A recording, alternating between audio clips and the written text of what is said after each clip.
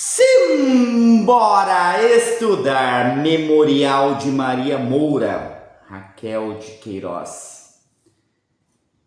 E eu já fico pensando assim, por que eu não li este livro antes? Né? Nós temos o costume aí de ler outras obras do autor e todo mundo tem aquela coisa, por exemplo, Raquel de Queiroz, o 15, né? E você fica naquela, já li. Memorial de Maria Moura foi o último livro escrito por Raquel de Queiroz, tá? Em 92 eu acho, tá? Eu sou péssimo com datas, né? Mas foi em 92, eu estava ali terminando o ensino médio, eu me lembro, e eu não sei porque eu não li esse livro até hoje, mas é interessante. É um romance de fácil leitura. É uma leitura assim que dá vontade de você continuar, né?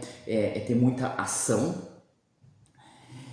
Uma linguagem simples, muito fácil de compreender, né? Uma linguagem envolvente. E este romance, ele traz uma coisa assim muito diferente, porque ele tem, eu não fiz as contas, são 5 narradores, então vamos lá. Quem são os narradores? Maria Moura, o padre, né, que vai ser padre, e o Beato Romano é a mesma pessoa, então Maria Moura, padre Romano, Tonho, Irineu, que são os 2 irmãos, primos de Maria Moura, e Maria Alva, que é irmã de Tonho e Irineu, tá? E, né, consequentemente, prima de Maria Moura. Então são 5 narradores aqui que vão narrar em primeira pessoa. Tem esses 5 narradores, né, narrando em primeira pessoa, e eles participam, vão narrar a partir das percepções deles. No início do romance, nós temos o padre, tá? Padre, e principalmente Maria Moura, que é a narradora principal, né, que mais aparece aqui, eles vão estar desde o início até o final do romance. Tonho e Irineu só vão narrar no início do romance. E depois que Tonho e Irineu, né, não narram mais, logo no início do romance, começa a aparecer Marialva, a narração de Marialva, mas essa narração de Marialva também ela não vai ser tão longa. Isso se tornou série, né, uma minissérie da Globo, que teve a Glória Pires, inclusive, no papel principal. Era a Glória Pires? Eu tô de memória agora. Era a Glória Pires, sim, no papel principal. Eu lembro isso, eu era jovem. E é uma história ali pronta para ser adaptada, né, para um filme, para, né, audiovisual, né? É uma história pronta ali, porque ela é uma narrativa muito ali, com muita ação. E essa história, Maria Moura, eu confesso que eu tentei ler sem nenhum tipo de preconceito, né? Assim, eu tenho um pé atrás com a Raquel de Queiroz, pelo que a Raquel de Queiroz, né, foi lá no passado, né, do apoio dela à ditadura militar, tá? Tem algumas questões aí, porque a Raquel de Queiroz, e eu sempre coloco isso para vocês, né, que a literatura também ela foi elitizada, as pessoas falavam que você deveria ler. E a Raquel de Queiroz, ela pertencia a uma família, né, com grana, família ali de pessoas de posse, tá? E ela até utilizava esses personagens do povão, mas há uma certa distância ali, a gente percebe. Por exemplo, o 15 é um romance que ele é super valorizado, na minha visão, né? Ele é muito superestimado, eu acho. Não estou falando que é um livro ruim, estou falando que ele é superestimado. Este livro curioso não, esse livro eu acho que ele é subestimado, tá? Ele tem muito mais. Tá? A gente ouve falar muito do 15 como estando lá, né, e Memorial de Maria Moura lá embaixo. Não, eles, né, um está um pouquinho abaixo, o outro está um pouquinho acima. Mas vamos lá, a narrativa. Então assim, primeiro narrador que aparece no livro é o padre. E o padre vai chegando a um lugar, ele com certo receio ali, como vão recebê-lo, e ele fala, né? Bem, ela deve se lembrar da confissão. Não é todo dia que se faz uma confissão daquelas, né? Ela tem que se lembrar. E ele fala que está chegando na Serra do Padre, aquele lugar, e ele vai contar, né? ele vai contar ali o que aconteceu no passado. Tá? E já nós temos, né, a Maria Moura em seguida, só que ele não vai contar agora. Tem a Maria Moura e a Maria... Meu Deus, eu creio que me lembro dessa criatura. Tá? Então, ela vai falar sobre, né, o padre. E nós vamos descobrir que no passado, e aí o livro vai voltar para o passado, né? Ela falou algo no confessionário para o Beato Romano. O que aconteceu então? Lá no passado, eu vou tentar fazer esse vídeo com menos de 50 minutos, não sei se eu sou capaz, tá? E já digo para você o seguinte, se você vai aí ver uma análise, um resumo sobre Memorial de Maria Moura, e o vídeo tem menos de 15 minutos, tem menos de 20 minutos, não dá para fazer, gente. A pessoa vai deixar muita coisa, né? Então, não tem como, tá? Não tem como. Então, valorizem o trabalho das pessoas que estão, né, trazendo o mesmo conteúdo completo para vocês, tá? Conteúdo completo. Li este livro devido ao vestibular ACAF, tá? Então, é por isso que estou trazendo aqui para vocês. E eu não vou fazer um vídeo meia boca, tá? Então eu vou fazer um vídeo completo, tá? Como muitos outros também fazem, tá? Então, eu já penso assim, pô, uma pessoa vai lá fazer um vídeo, né, sobre Memorial de Maria Moura, menos de 20 minutos não dá. A pessoa vai lá fazer um vídeo sobre Grande Sertão Veredas, menos de meia hora, não dá. Então é assim, tá? Infelizmente é assim, tá? Você quer uma coisa rápida, lá meia boca, tá? Então vamos lá, o Beato Romano, né? O Beato Romano, então, ele vai voltar para contar aquela história. Então nós vamos entender que Maria Moura foi se confessar quando ele era padre. E assim que ele chega na fazenda lá no futuro, depois eu vou falar sobre isso, vamos por partes, tá? Vamos por partes. Então lá no passado, ela vai se confessar porque ela fala que ela vai matar um homem. E esse homem buliu com ela, né? Esse homem era o ex-amante, namorado da mãe dela. Então, ela perde o pai, a mãe até é mal falada por isso, porque ela começa a namorar um cara mais jovem, e a mãe se suicida, né? A mãe é encontrada enforcada ali, a mãe se suicida, e logo em seguida, o padrasto, esse cara, o namorado da mãe, se aproxima dela e começa, né, com aquelas intenções, até que ela cede e ela começa a ser ali né, a ter um caso com ele. Ela, solteira ali, moça ainda, né, bem jovem, começa a ter um caso com ele. Então ela vai contar para o padre que ela vai matar esse cara, tá? Porque na visão dela é ele ou eu.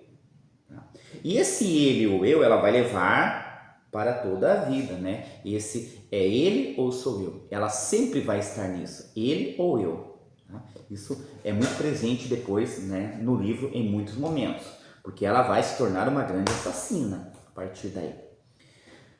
E só que aí, como que ela vai conseguir matar esse cara, né, que se chamava Liberato?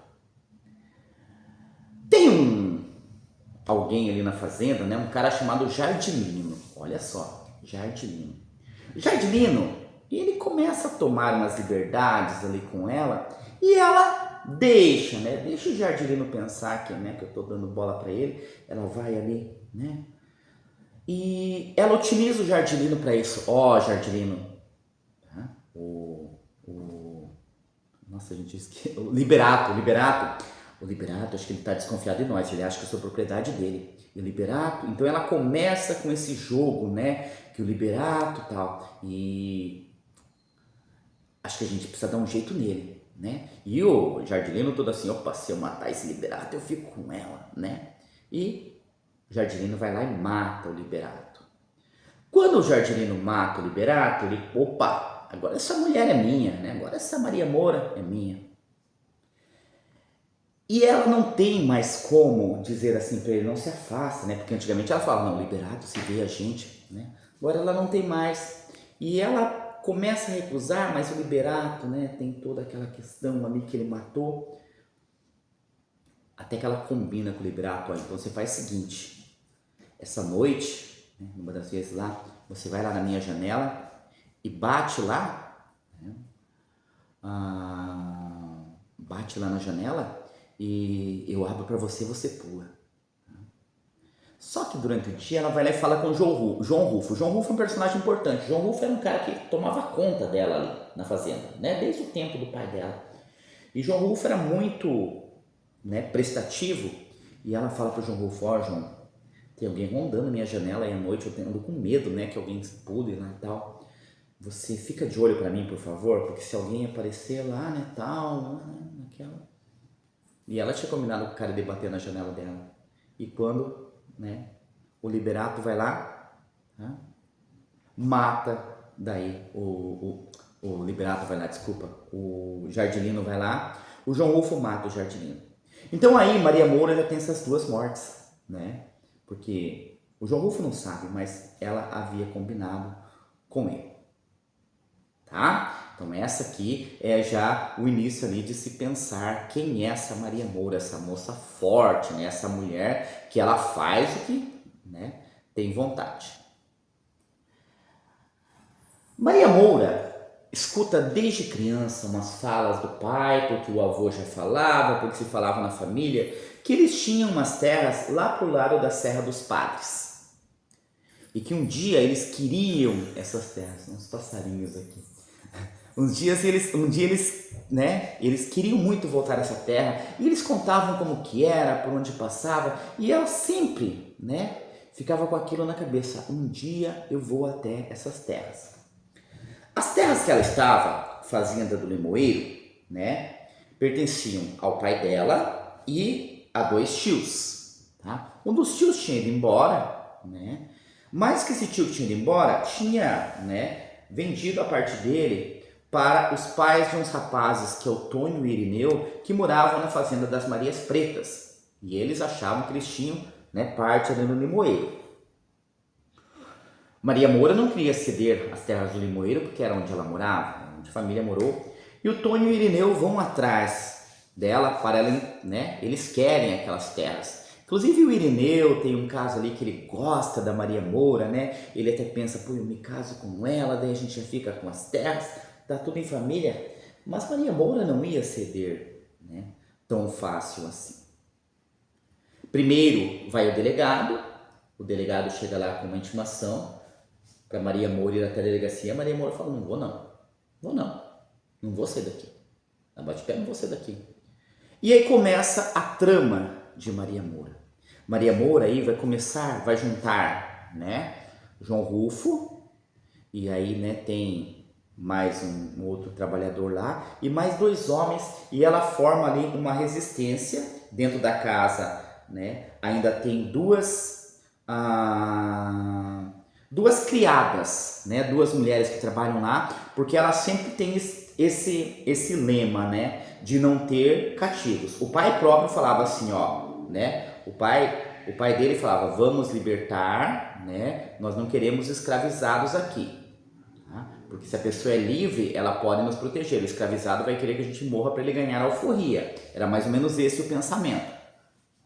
Então ela reúne aquela força ali, né, porque ela sabe que os primos vão atacar. E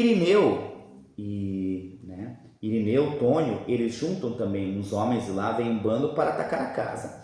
Quando eles começam a atacar, há a resposta de lá, e começa a haver uma luta grande ali, né, entre eles, uma guerra, uma verdadeira guerra. Eles ficam na frente da casa, né, para não deixar ninguém sair. Maria Moura vê que eles não vão conseguir resistir, né? E por não conseguir resistir, o que Maria Moura faz? Ela deixa pólvora ali em alguns lugares, como se fossem tiros, e ela espalha pólvora pela casa e ela bota fogo na própria casa. E aquele fogo confunde eles. O que está acontecendo, né? Oh, a casa está pegando fogo, nós vamos ouvir os gritos deles. Enquanto isso, ela foge pelos fundos. Ela e os capangas dela, e as duas mulheres, ela dá liberdade, fala: podem, né? E ela foge dali. E eles ficam atordoados, o Tônio e o Irineu ali, não sabem o que fazer, né?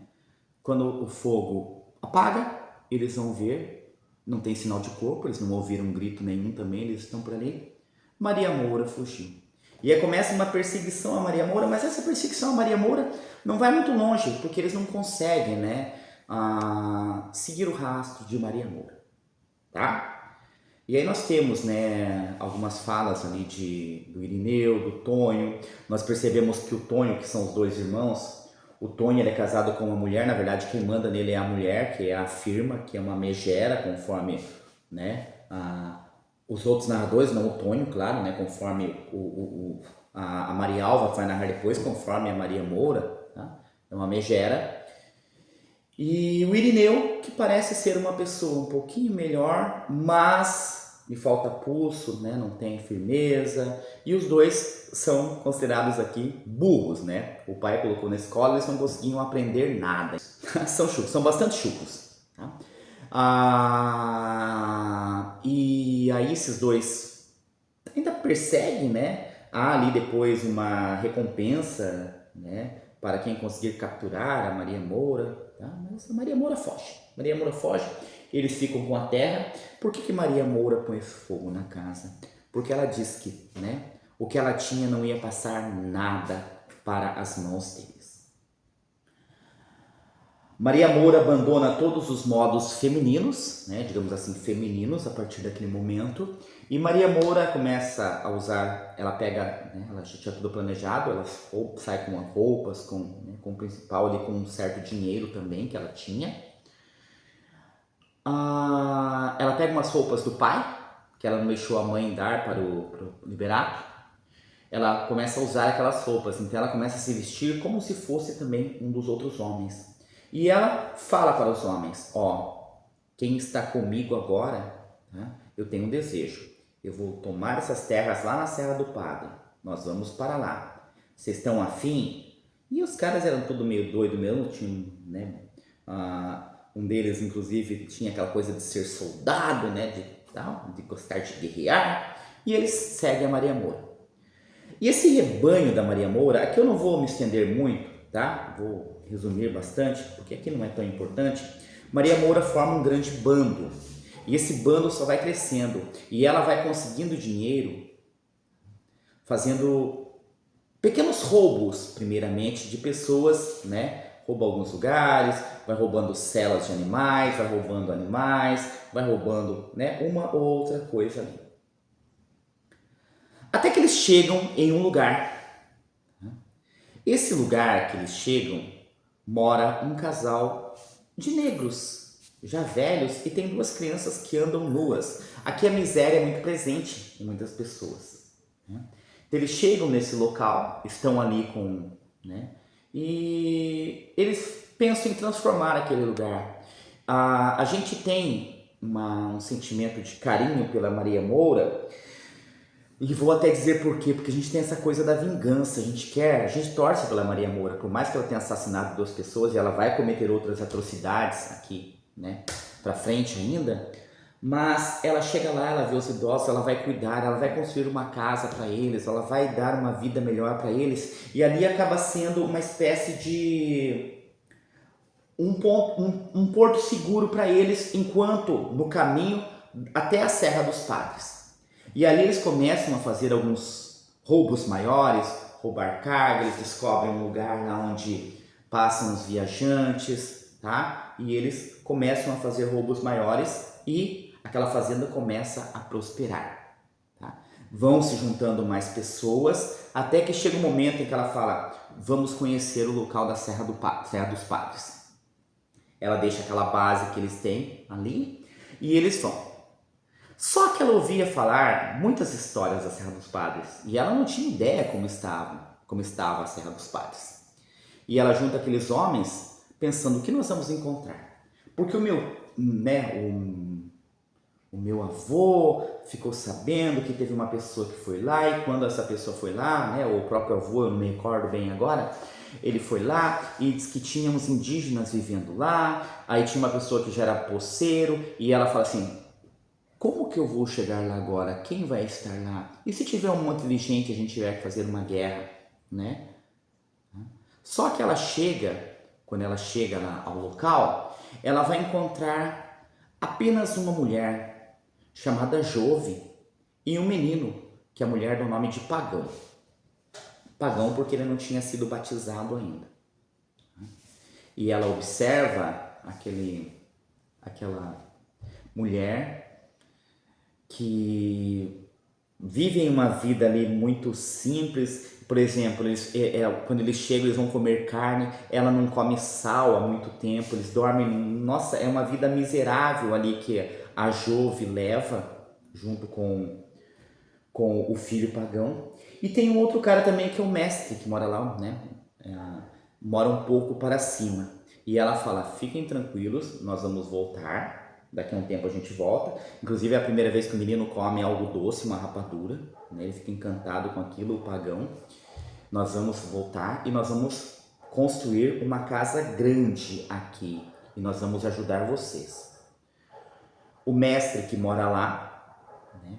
Ele fala que ele é oleiro, então ele sabe fazer tijolo, ele sabe fazer telha e ele vai ensinar os outros rapazes. Ele também fica naquela de ajudar, tá? E assim vai ser construída a casa grande, né? O forte dela lá em cima, tá? Lá na Serra dos Padres. Eles retornam, né? Eles retornam e daí tem aquele pensamento, como nós vamos construir a nossa casa? Madeira tem demais lá na serra.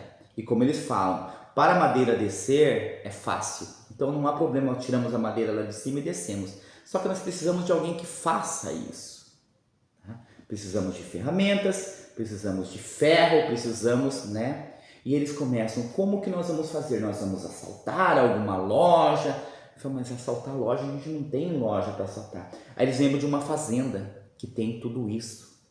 Inclusive na fazenda, né, um dos caras do bando lá fala isso. Na fazenda tem um cara que ele faz tudo isso de construção. Eles sequestram o cara, gente. Eles vão lá na fazenda, fazem o maior assalto lá na fazenda e sequestram o cara. E o cara passa a trabalhar para eles. Eles vão voltar lá e lá vai ser construída a grande casa deles. Bom, vou dar uma pausa aqui e depois eu retorno, tá? Eu retorno para falar de Maria Moura a partir deste momento, tá? Agora, vamos falar na vida do Beato. O Beato, que é Beato Romano e é padre, por que ele é Beato Romano e é padre? Lá no início ele vai falar com Maria Moura. E a Maria Moura fala assim, mas padre, né, o segredo de confissão, o padre fica com medo, fala, ela pode me matar aqui, né, tem toda aquela coisa, ele vai contar o segredo de confissão, e o padre acaba ficando, ela aceita. Então a gente gosta da Maria Moura, tá? A gente tem essa de gostar da Maria Moura aqui por causa disso, tá? Ela vai matar as pessoas más, digamos assim, tá? Menos o empregado lá que ela usou do empregado, né? Mas, e os crimes que ela comete para roubar, né? Para roubar. Mas é a vida, né? A vida era dura para ela. Então vamos lá. Ela era uma mulher forte, então ela tinha que se impor. E onde que eu estava mesmo? Ah, do Beato. E ele chega lá e fala assim, mas eu não, né? Não pode chegar assim, como vai chegar? Sou padre. Aí a Maria Moura tem uma ideia, não, o senhor finge que é um beato. Era normal naquele tempo esses grupos terem um beato entre eles, né? Que era alguém que não era padre, mas rezava por eles ali, fazia um batizado e tantas coisas ali, né? Não deixava uma criança morrer pagã, né? Porque era uma preocupação deles ali na época. E ele fica como beato. Só que a história dele, e ele chega nele e fala, estou vindo aqui porque eu estou fugindo porque eu matei um homem. Aí nós ficamos, né? Estou tentando contar aqui na ordem, tá? Mas é claro que isso aí no livro já ficou lá para trás do que eu falei aqui da Maria Moura. O que acontece? O padre, ele começa a receber para a confissão uma mulher que vai sempre lá. E essa mulher, ela começa a se insinuar para o padre. Mas o padre não dá bolas para ela, ele é firme, né, no sacerdócio dele ali. E essa mulher, ela está sozinha porque o seu marido, ele foi para um lugar distante, né, atrás de ouro, atrás de pedras. Vou fazer uma pausa aqui porque eu lembrei de uma coisa, eu tenho medo que eu esqueça de falar depois, tá? Esqueci. Então vamos lá. Quando se passa essa história? Não tem data. Mas nós percebemos que ela se dá ali entre o início e meados do século XIX. Por que isso? Porque lá no final eu vou falar sobre as primeiras notas de papel, impressão das primeiras notas de papel. As primeiras notas, cédulas de papel no Brasil, elas foram fabricadas a partir de 1810 e leva-se um tempo até chegar essas cédulas até, né, no Nordeste, onde se passa a história, né, no sertão do Ceará, leva um tempo, tá? Então, por isso que eu falo ali que é do início para o meio do século XIX. Nós temos escravizados, então nós estamos em tempo de escravidão ainda. Beato Romano. Essa mulher, o marido está longe e um dia, né, a sogra dela está nas últimas e ela manda chamar o padre. E o padre vai até lá fazer a extrema-unção dessa mulher. E essa mulher morre, né? O padre primeiro não queria entrar quando viu que era ela, achou que ela ia seduzi-lo, mas ela morre. E ela fala que ela está feliz depois que a mulher morre, porque agora ela está livre. E ali ela começa a se envolver com o padre. Com a ajuda da sua escravizada, ela começa a se envolver com o padre. O padre acaba se apaixonando por ela, tá? Eles têm encontros em vários lugares. E ela fica grávida do padre. Ela engravida, né?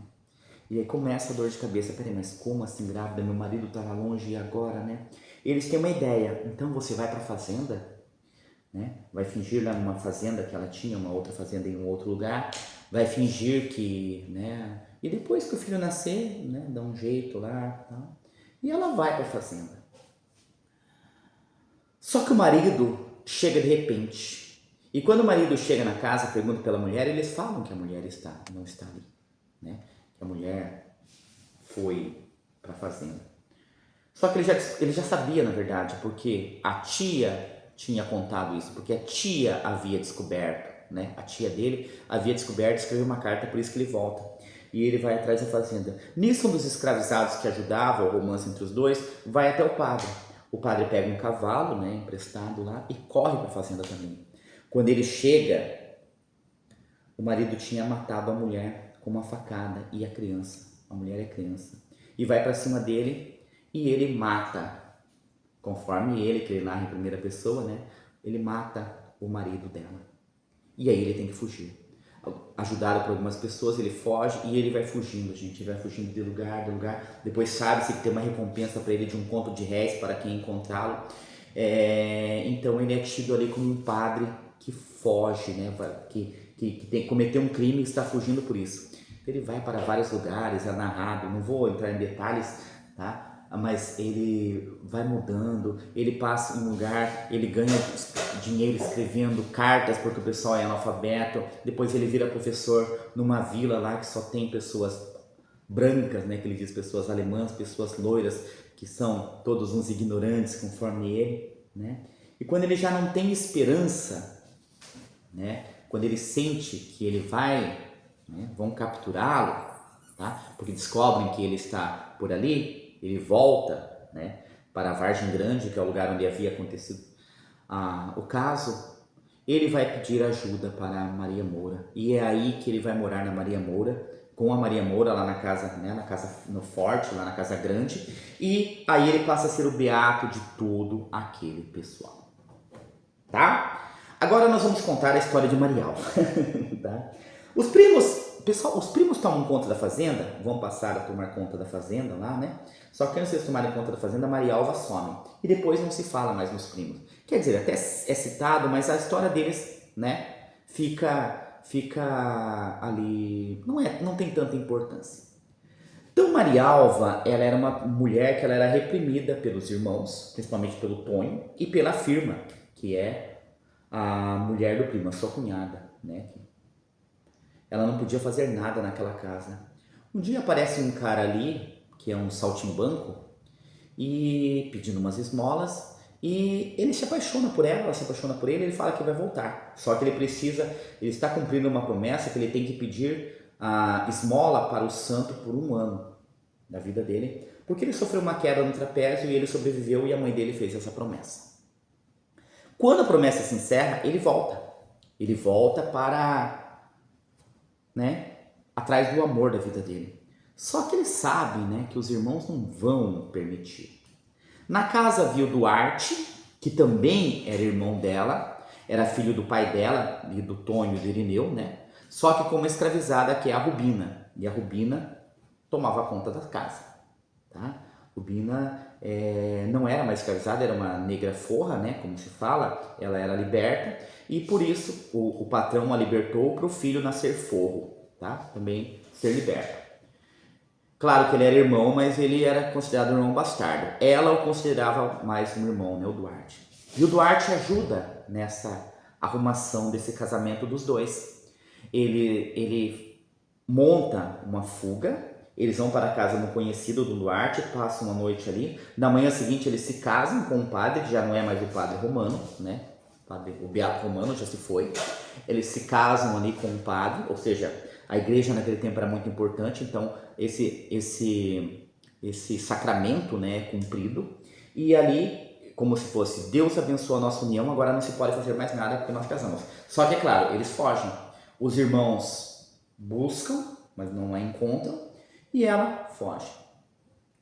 A vida dela passa a ser uma vida muito difícil a partir daí, porque ela vai, né, ali para os saltimbancos, né, a levar aquela vida, ela aprende a fazer as coisas ali de uma vida mambembe, né, e primeiramente ajudando, né, depois ela chega ao ponto dela servir de alvo, né, naquela atirar facas, ela que vai lá se pôr para o marido atirar facas, isso bem mais para frente. O grupo deles de saltimbancos vai ficando cada vez mais, né? Porque ele era formado por 4 pessoas. Então era o seu marido, deu um branco agora, o marido dela, esqueci o nome. Valentim. O Valentim, então era o Valentim, o pai, a mãe do Valentim e o tio. Eles estão numa apresentação um dia. O tio e o Valentim faziam essa apresentação, né, de uma das performances dele era a seguinte: ele colocava uma pedra pesada, deitava sobre o abdômen dele e o Valentim ia lá e batia na pedra e quebrava a pedra. O Valentim tinha o jeito, ele conhecia, né, a pedra, onde ele deveria bater para a pedra rachar. Só que naquele dia ele deu a primeira marretada, na segunda marretada o tio morreu. E aí fica aquela, né? Oh, eu dei a marretada, eu que matei meu tio.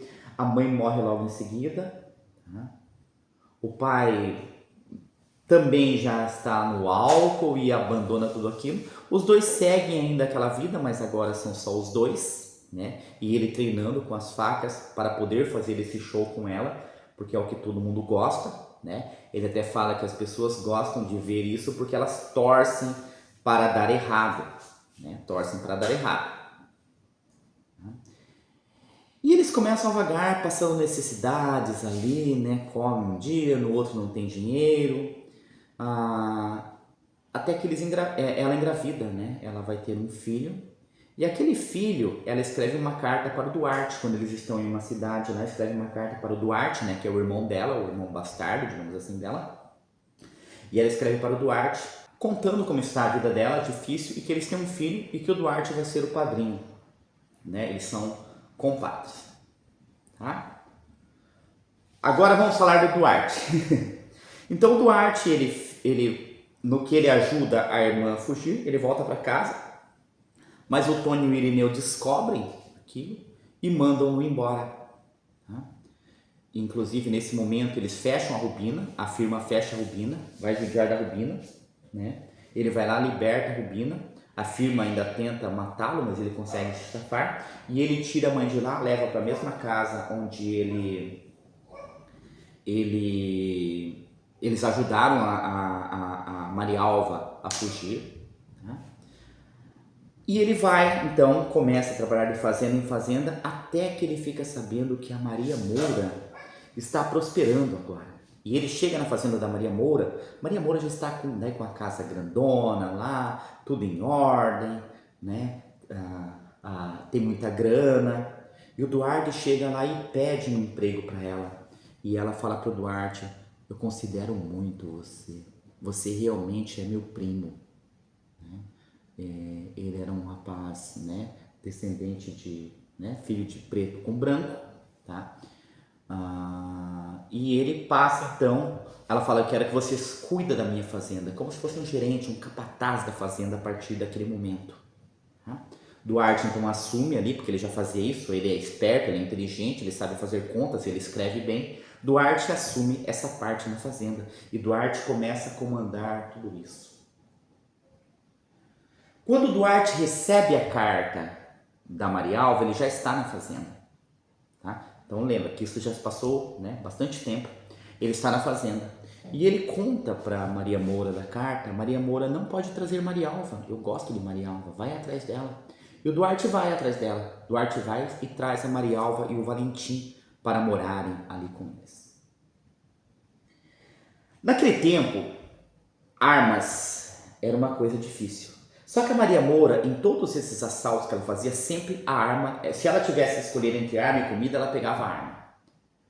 Pólvora era mais difícil ainda, né? Conseguir pólvora. Tá? E Duarte, ele vai em um lugar, ele fica encantado porque ele vê como, ele vai descobrir como que se faz pólvora. E ele começa a montar, né, uma fábrica de pólvora ali na fazenda de Maria Moura. Aquilo é o encanto dele. E as pessoas chegam a falar que a pólvora dele é melhor do que a pólvora do exército. Tá? E eles começam a vender aquela pólvora e ele tem ali uma fábrica aqui, né? Eles têm pólvora, então eles dominam. Maria Moura constrói a sua casa de uma forma, né? Todas as pessoas em volta, ela monta uma vila lá na Serra dos Padres. Então todas as pessoas moram lá, a Jove mora lá, o Pagão mora lá, o velho, né, o Luca mora lá, as pessoas que vão vindo, ela vai juntando e ela tem uma força ali. E ela é conhecida por dar guarida às pessoas fugitivas, tá? Porque ninguém é louco de entrar em confronto com Maria Moura. Ela gosta disso, ela é temida pela força dela, tá? As pessoas não vão, né, contra ela. E ela ganha essa fama dela proteger. Nessa casa ela constrói um lugar que ela chama de cubículo. Tá? Cubículo. Então, esse cubículo, eu vou falar cubículo, tá? Ela faz ali uma salinha, tá? Em que você, de outros cômodos, não perceba que ali tem um quarto escondido, né? Porque você vai ver de um lugar, né? Tem até a planta ali. E ela vai juntando as suas joias também, que ela guarda ali, né, no seu quarto, ali no cubículo. O cubículo dá acesso pelo quarto dela. Só que esse cubículo, só ela, o Duarte e quem fez sabem da existência desse cubículo. Tá? Como o cara que fez morre logo em seguida, só ela tem acesso. Ela e o Duarte. Mas o Duarte, gente, ele é fidelíssimo a ela. Inclusive, eu não falei, Duarte passa a ter um envolvimento com ela. Eles, né? Só que é da seguinte forma o relacionamento deles. Eles só dormem juntos quando ela chama. Só quando ela quer. Nunca é a vontade dele, é a vontade dela. Tá? É a vontade dela. Então, eu não falei também, mas o livro trata sobre isso, tá? A necessidade, né, a sexual dos homens que eles, né, têm ali no início. Ela é, digamos assim, como que eu posso falar? Eles se satisfazem, né? Vou falar dessa forma, tal, porque eu não palavra. Eles se satisfazem como as indígenas que tem ali na região. Tá? Mas ela também tem essa necessidade, tá? De homem. E ela começa com o Duarte. Tudo vai bem, ela vai ali, né? Crescendo só a fama de Maria Moura, ninguém se mete com Maria Moura, os homens fortes querem pertencer ao bando de Maria Moura, todo mundo tem medo de Maria Moura, até que chega para ela um grande fazendeiro da região, que é o dono da fazenda do Garrote.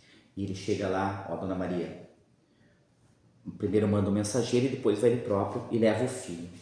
O meu filho desonrou uma moça e essa moça foi morta por causa dele, estão atrás dele para matá-lo. E eu soube que ninguém é melhor do que você para proteger. Ah, mas para isso vai precisar de bastante dinheiro. Não, eu pago, pode ficar tranquila. E esse cara passa a viver ali, sob a proteção de Maria Moura. Maria Moura já começa a olhar, a gente já percebe que ela vai se apaixonar por ele, porque ela fala: nossa, é um cara branco, de olhos claros, cabelo loiro, né? E o Duarte é deixado de lado nessa hora, tá? E ela começa a se envolver com esse cara. Só que o Duarte fala que não gosta dele. E a gente sabe, né, que o Duarte, ele tem isso de ser muito fiel a ela. Tá? E esse cara vai começar a aprontar. Tá? Esse cara vai começar a aprontar.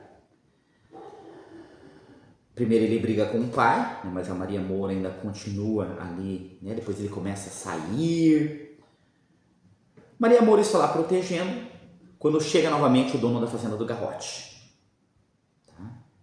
Ó, a história é a seguinte, eu preciso que você proteja agora. E quando ele chega lá, a Maria Moura já fala assim, ó, o seu filho, eu não consigo mais segurar aqui, ele saiu aí, tá? Diz que vai voltar depois, né? Não, mas agora não me preocupe, meu filho, eu trouxe aqui, esse aqui é o Peba Preto, Peba Preto é o nome, né? Que era um fazendeiro também, ele é parentado meu, não, primeiro ele vai pedir, né? Eu preciso que você faça o mesmo com o Peba Preto. Quem é o Peba Preto? Ele fala, é um parente meu, então eles estão numa briga lá, ele brigou com uma outra família, aí matam um de lá, matam outro de cá, ele agora vai ser o próximo morto, para você esconder. Ela concorda de deixar ele ali, né? Então ela, por muito dinheiro, ela aceita. Ela fica com ele ali, só que ela fala, não vou mantê-lo aqui como prisioneiro, só que é bom que os outros não vejam ele aqui. O que ela faz então? Ela manda ele para ficar lá com o Luca, lá em cima na serra, porque ela fala, ninguém vai chegar até ali, eles não sabem da existência, manda mais um outro, né, um outro rapaz para ficar com eles, e eles ficam tranquilos. Logo em seguida houve um tiro, e o Duarte corre para o lugar onde foi o tiro, e eles acham esse cara que estava cuidando, né, esse cara preto que estava cuidando, o rapaz aí, morto. E depois, mais para baixo, o Luca também morto. Tá? O mestre Luca também morto, que era o velho que morava lá já há muito tempo. E some o Peba Preto. Só que ele percebe pelo cavalo, pela coisa, que foi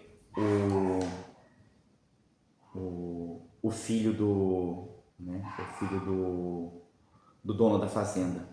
Tá? Gente, eu tô esquecendo nomes agora, tá? Mas daqui a pouquinho eu vejo aqui ou eu me lembro disso. Tá? E ela vai e fala para Maria Moura. Ele fala para Maria Moura, ó, foi ela, foi ele. A Maria Moura, claro que ela acredita, ela sabe, né, que ele ia traí-la, ela sabe tudo isso. Tá? Então aí começa a perseguição. Aí eles descobrem depois que ele levou 2 homens, né, com ele, e ele realmente tirou de lá. Só que ele foi traído quando ele estava levando o Peba Preto para entregar para o outro grupo, né, o grupo lá do Bacamarte, que era um outro grupo. Bacamarte? Não é Bacamarte, gente, estou péssimo de nome. Mas isso é o menos importante, tá? Ah, lembrei, é Cirino. Cirino, o nome do cara é Cirino, do filho do dono do Garrote, tá? E o Cirino, daí, ele entrega o Peba Preto para a própria pessoal do Peba Preto. E ele é preso. E ele é levado para a delegacia lá da cidade de onde eles estão. O pai do Cirino vem louco na fazenda, né? Para Maria Moura ajudá-lo, porque não é justo prender o filho dele, quem quer dar o corretivo é ele, tem essa coisa de honra, né? Eles deviam me devolver o meu filho está preso lá, entendeu? Então ele vai pedir para Maria Moura libertá-lo. Maria Moura pensa, o que eu tenho a ver com isso, né? Que se ferre lá. Mas depois ela pensa assim, não, e se o pai, né, vai lá e pega, o pai não vai fazer nada. Maria Moura resolve juntar os homens e tirar ele da cadeia. Maria Moura vai lá com seus homens, tiram ele da cadeia, levam para a casa dela e lá ela o prende lá no cubico, onde ele não tem, né, nada com ninguém, tá? Não tem contato com ninguém. Rubina fica encarregada de dar comida, Duarte toma conta.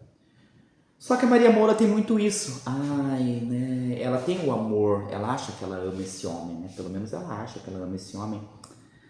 E ela começa a ter pena dele. Nós falamos, ela vai soltá-lo, né? A gente, quando tá lendo o livro, vai soltá-lo.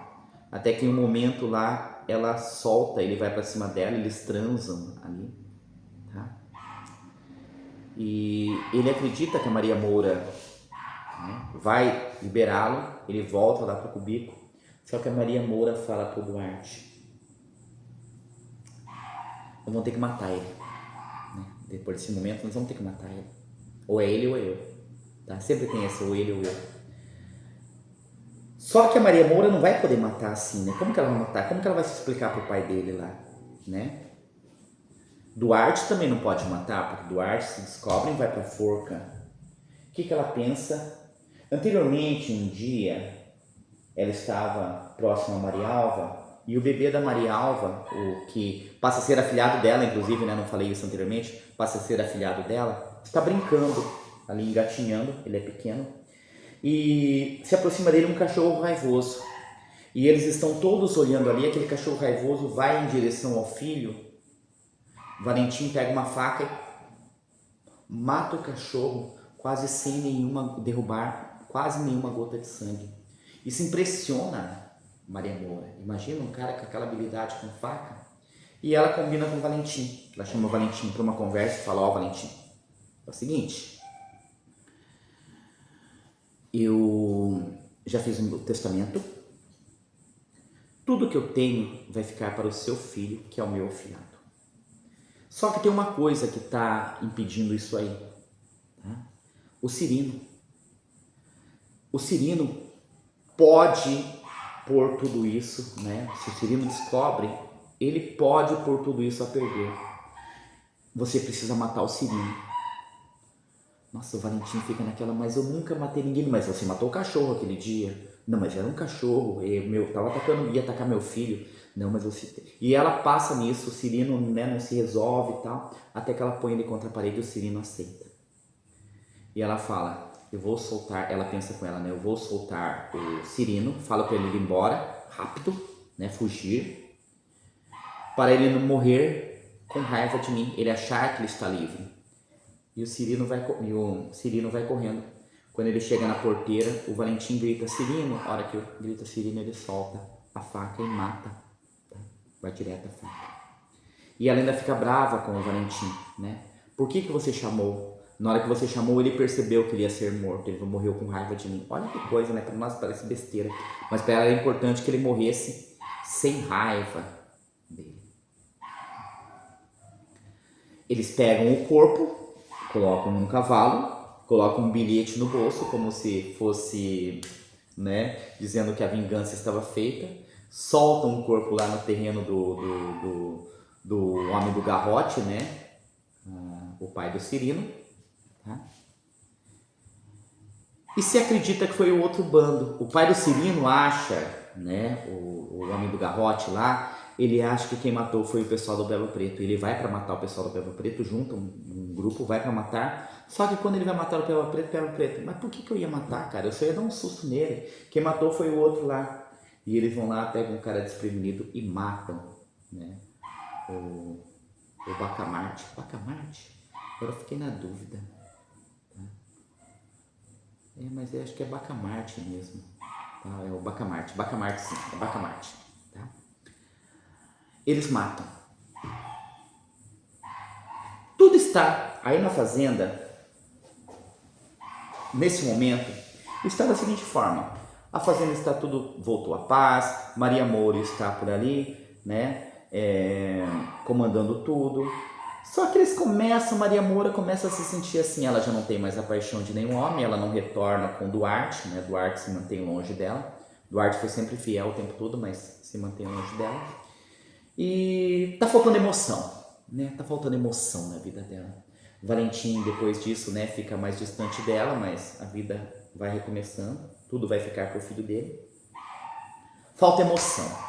Beato também está por ali, tudo tranquilo.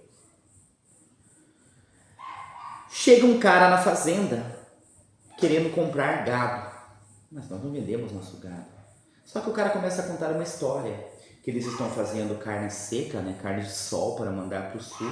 E todo gado que tem por ali, cachorro, cachorro. Não é o meu hoje, não é a minha hoje, né? O pessoal vem do sul e eles estão comprando tudo quanto é gado. Então isso vai dar muito dinheiro. Maria Moura já acende a luzinha nela, né? Peraí.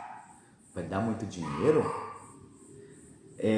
Esse pessoal vem com dinheiro mesmo? Vem com dinheiro mesmo, eles compram tudo.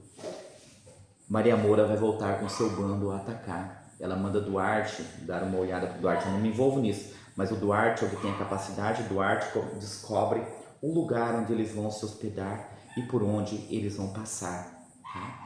E o romance vai terminar, estamos já chegando no final, com Maria Moura saindo para essa grande empreitada. E nessa grande empreitada, eles vão levar o Beato Romano. Tá? O Beato Romano, eles querem que vá porque eles gostam de ter um beato junto com eles. O romance termina assim. Saímos ainda com escuro, como eu queria. Valentim, Rubina e João Rufo assistiram à partida, ajudaram nos arranjos de última hora. Ninguém tinha falado nada a Maria Alva, mas Valentim, quando se despediu, me disse em voz baixa: recebi o papel do testamento, tá? Agradeço em nome do menino. Duarte tomou as rédeas do cavalo das mãos de Pagão, esperou que eu me aproximasse para montar, e antes que eu botasse o pé no estribo, rogou mais uma vez: ainda está na hora de mudar de ideia, Sinhá. Vai ser uma luta muito dura, com esses homens traquejando para matar. Não é briga para mulher. E se lhe matam?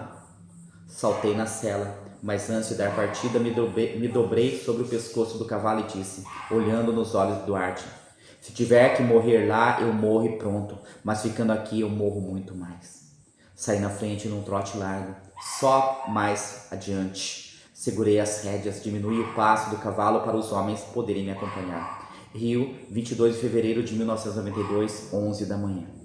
E o livro termina assim: se eu ficar, eu morro muito mais. Então é a mulher que é movida por essa emoção e essa coisa: eu mando nesses homens. Os homens precisam saber que eles, tá, são dominados por mim. Eu quero meu nome sendo respeitado por todos os lugares. Vamos pensar agora, né, que já terminamos aí de falar sobre o enredo, né, sobre o livro. Nós temos Maria Moura e Maria Alva. Tá? Maria Moura, essa mulher forte, de nome Maria Moura, e Maria Alva, né, branca. Tá? Maria Alva é aquela mulher que ela não vai por vontade própria, ela vai indo onde o marido mandando e ela vai conforme o caminho do marido. Maria Moura sempre fez o seu caminho e nunca aceitou, né, ficar na mesmice. Nós temos um padre que lá no passado cometeu um erro e ele está ali agora com esses criminosos, porque são criminosos, né? Não adianta falar. Só que ele, às vezes ele fala: esse povo aqui é mais temente a Deus do que aquelas mulheres que estavam na missa, eles querem a minha presença, ele se sente importante, então ele encontra um sentido para a vida dele naquele momento. Tá? Temos que pensar isso nesse romance. É um romance muito importante, tá? Eu realmente me impressionei, tá? E eu acho que é isso, acho que eu consegui aí. Eu não marquei o tempo, não estou vendo agora, mas eu acho que eu consegui fazer em menos de 1 hora, em menos de 1 hora, tá? Pessoal, então se chegou aqui, deu trabalho fazer esse vídeo, tá? Deu trabalho fazer esse vídeo, se chegou até aqui, curte o vídeo aí, não pedi anteriormente, mas curte o vídeo aí agora, tá? Se inscreve no canal se você não se inscreveu, ajuda o professor Cid Clay aqui a esse canal crescer cada vez mais, levar literatura para mais pessoas. Comenta aí, isso é muito importante também, tá? De onde você é, fala o que você achou aqui, tá? Me segue nas redes sociais, claro, se você quiser, tá? @CidClayNagasawa. Eu espero que vocês tenham gostado desse vídeo, por enquanto é isso e simbora estudar!